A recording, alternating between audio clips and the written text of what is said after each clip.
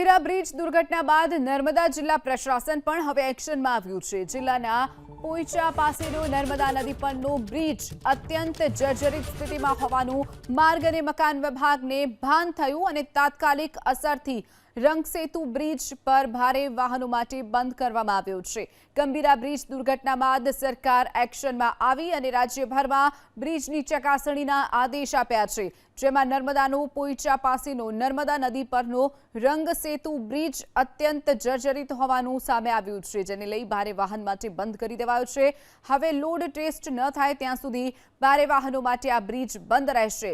ભારે વાહનો માટે ડભોઈથી તિલકવાડા રોડ સુધી ડાયવર્ઝન આપવામાં આવ્યું છે, જેના કારણે બસ સહિતના ભારે વાહનો 45 કિલોમીટરનો ચકરાવો ખાવો પડશે।